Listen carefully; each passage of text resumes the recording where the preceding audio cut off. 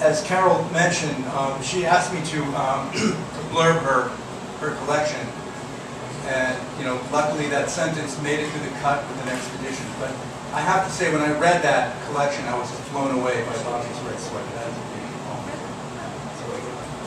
So 2 people have come in since I explained what a canzone is: Elizabeth and the memoir guy.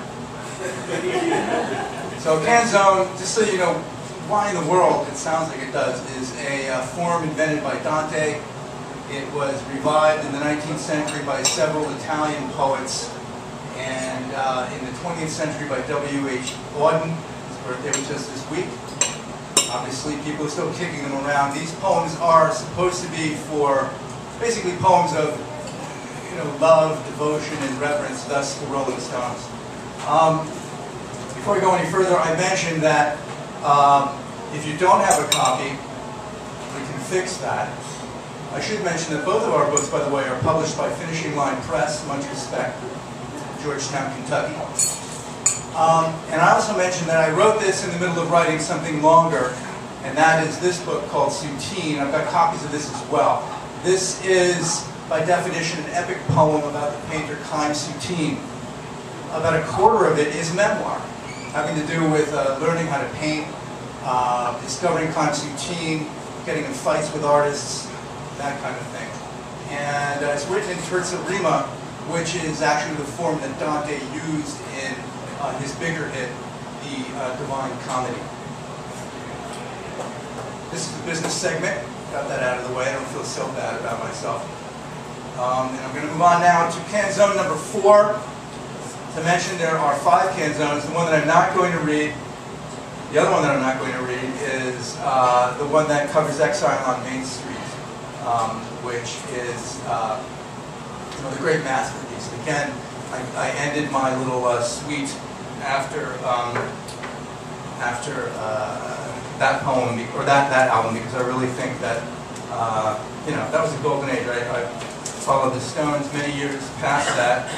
That was like 50 years ago or something, right?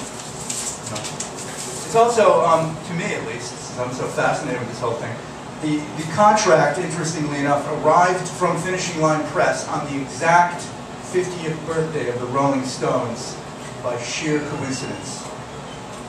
It's also my mother's birthday. By sheer coincidence. By sheer coincidence. All right, so here we go. No suite of canzones about the Rolling Stones would be complete without something on the other song that also became a movie, and that is Gimme Shelter. And I think Gimme Shelter, the song, is probably in the white rhythm and blues, album-oriented category, one of the greatest songs ever recorded. You're probably familiar with the movie as well, about the sad events at the Altamont Speedway concert. So here we go. We'll take the Dead's advice. Stones Jones Canzone number 4. The Stones in Gimme Shelter.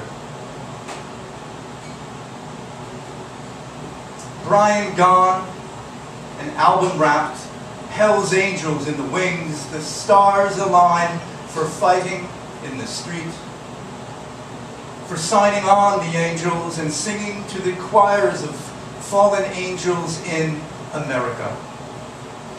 The summer's gone, the airplane's booked, ignoring nature's better angels. Mick and Keith seek counsel on the angels.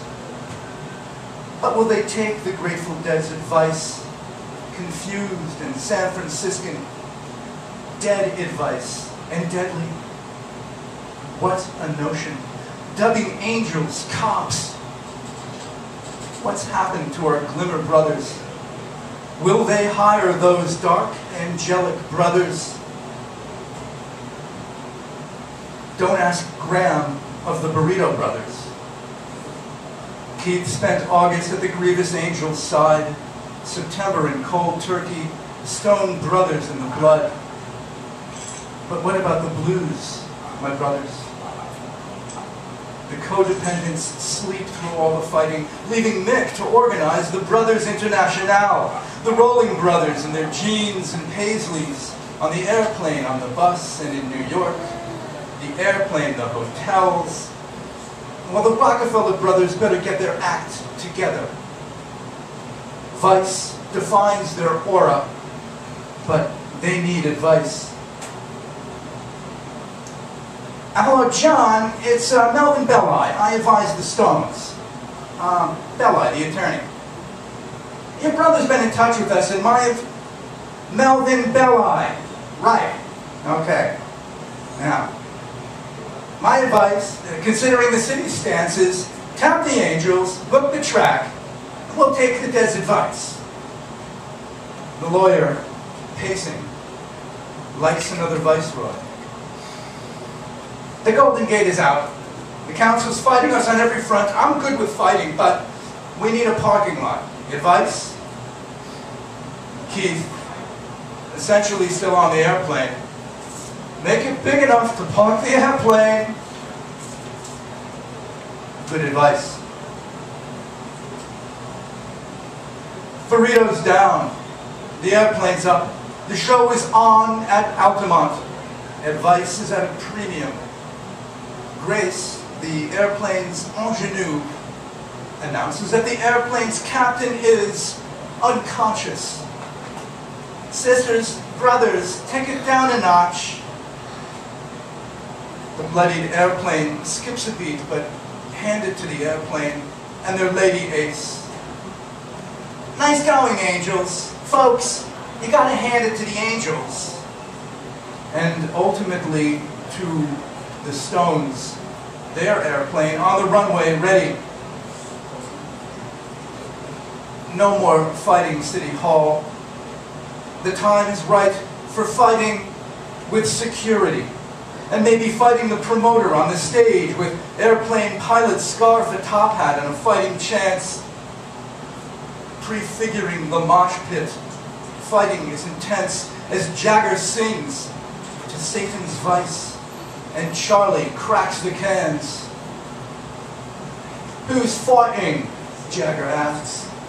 What for? A young girl's fighting back her tears. The Karamazov brothers pull together on the stage, which brothers up the tripping bikers tipped to fighting, as a pea green leisure suit draws Angels with a handgun. Hand it to the Angels. Graham gets to the chopper through the Angels, flying to an early grave. The fighting rockers take it easy on the airplane, coming down from Belli's mad advice, believing still that all men shall be brothers.